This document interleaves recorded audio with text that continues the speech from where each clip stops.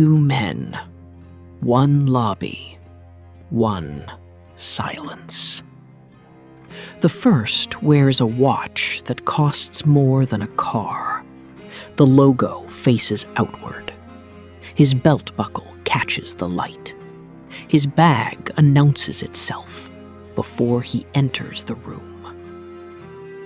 The second wears nothing you recognize. No logo, no signal, no noise. His jacket is the color of winter fog. His shoes have no brand on the outside. At first glance, he looks like nobody. He owns the building. This is where it begins. The misunderstanding. The gap between appearing wealthy and being it. Between the performance and the architecture.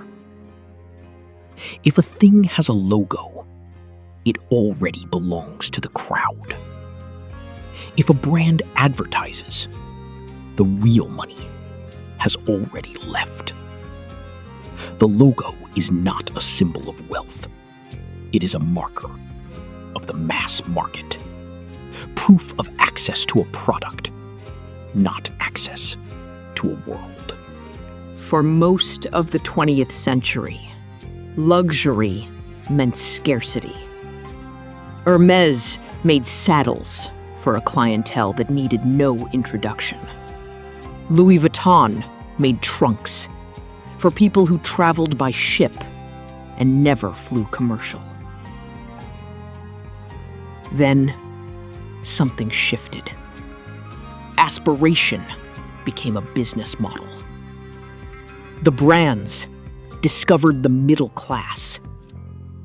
They discovered that millions of people, not hundreds, would spend 3 months of salary to dissolve into a fantasy. And so the fantasy was manufactured, packaged, distributed, globalized. Here's where most people get it wrong. The brands did not follow the wealthy. The wealthy watched the brands leave. Status inflation is not a metaphor. It is a mechanism. When enough people carry the same signal, the signal collapses. It no longer filters, it floods. A Louis Vuitton monogram in 1975 was invisible because it was rare. A Louis Vuitton monogram in 2025 is invisible for the opposite reason. It dissolves into the background noise of airports, malls, and social media. Gucci, Balenciaga, Dior at the consumer tier. These brands did not become less expensive. They became something more dangerous. They became democratic. And democracy, in the language of old capital, is not a compliment. The signal was inflated until it purchased nothing. Not entry, not recognition, not belonging, only appearance. And appearance without substance is the most expensive poverty there is. Here is where everything breaks. There is another layer. Below the logos. Below the advertisements. Below the influencers and the runway shows and the seasonal campaigns. It has no name most people recognize. It does not seek attention. It does not need to. Loro Piana, Brunello Cucinelli, Delvaux, Chiton, Hilditch and Key, Loeb, Charvet. Say those names in a room. Watch who responds. That is the filter. These are not brands in the consumer sense. They are passwords, codes embedded in texture, in cut, in weight. 3 real cases. Bernard Arnault, the largest shareholder of LVMH, the man who owns Louis Vuitton, wears Loro Piana with no visible logo to business meetings. This is documented. Not because he lacks access to louder symbols, but because he understands, better than anyone alive, exactly how status works. Europe's oldest money, the Rothschilds, the Barings, historically avoided public status symbols. Their rule passed through generations. Those who need to know without a logo. Advertising is for those who need to be convinced. Warren Buffett lives in the house he bought in 1958 for $31,000. A deliberate signal. Not because he cannot afford otherwise, but because that house says everything that needs to be said to the right people. A Loro Piana Vicuña code has no visible logo. It has something more powerful. It is indistinguishable from the person wearing it. It does not announce itself. It confirms itself, quietly, to those with eyes trained to see. This is design as access control, not aesthetics, architecture. Delvaux, the oldest leather house in continuous operation, does not explain itself. Its bags are carried by people who require no explanation. This is the code. And the code only functions if most people cannot read it. The moment it becomes legible to the mass market, it is retired. The wealthy do not defend their brands. They migrate, silently, to the next frequency that most people cannot hear. But here is the question nobody wants to ask out loud. Can this club be entered at all? Can you buy your way in if you know the right names, the right fabrics, the right silence? We will get to that answer, and it is not comfortable. But first, be honest with yourself for a moment. Have you ever been that first man in the lobby? The one whose watch faces outward, whose bag announces itself, who needed the room to notice. Most people watching this have been him. So have most people who will never admit it. That moment of needing to be seen. Remember it. Because by the end of this, you will understand exactly what it cost you. And it was not the price of the watch. Old money does not despise new money out of cruelty. The contempt is more clinical than that. It is the contempt of the fluent for the over-rehearsed.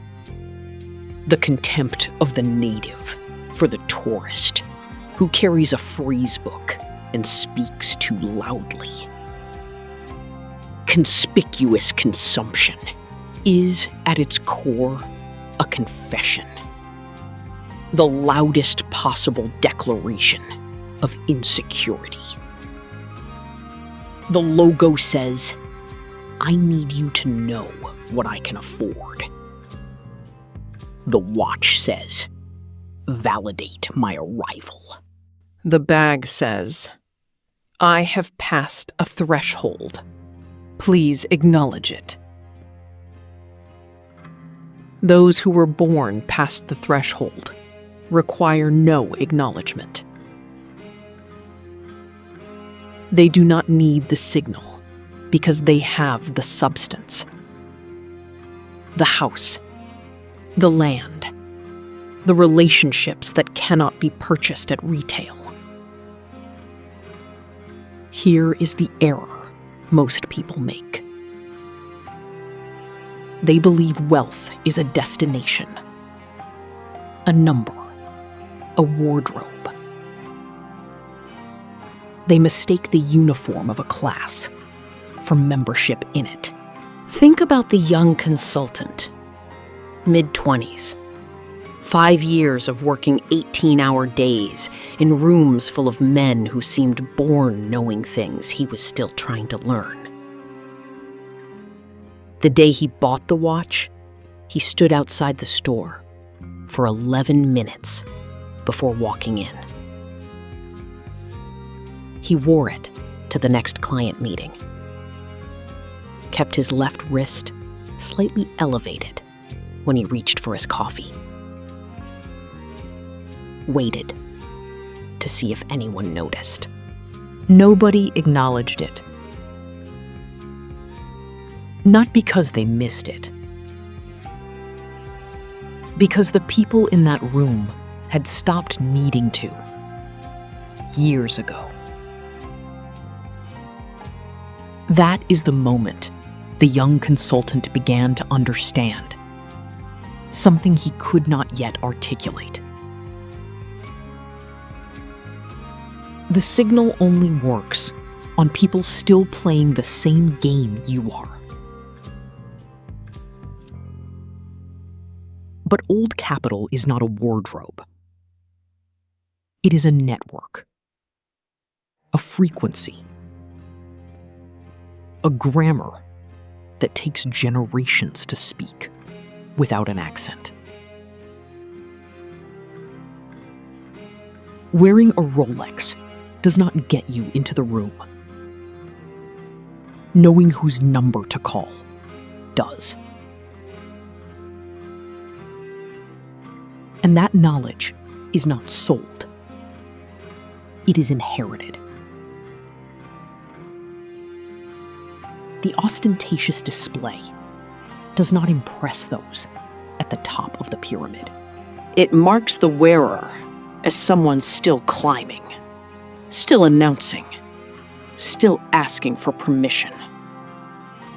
The truly wealthy stopped asking for permission before you knew the question existed. The goal, in the end, is not to look wealthy. It is to be everything while appearing to be nothing. To walk into any room and be invisible to most, and immediately, wordlessly, legible to the few who matter. The loudest thing in the room is almost never the most powerful. Power does not announce itself. It does not wear its name on the outside.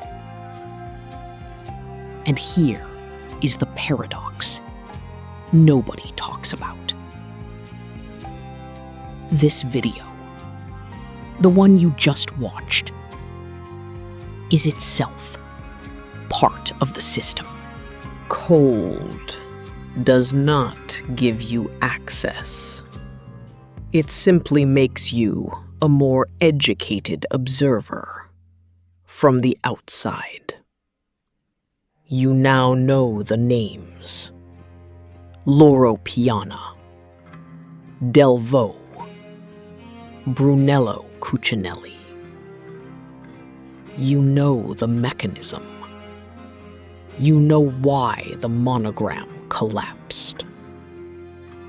But knowing the code is not the same as belonging to those it was built for. They never needed to learn it. They inherited it. This does not mean it is all hopeless. It means something else. And perhaps something more important. The only real game is to stop playing someone else's. Build your own architecture, your own value system, your own definition of what matters. Because in the end, the deepest truth here, the one no brand can sell you, no article can teach you, no logo can confirm. The moment you need others to see what you have already revealed what you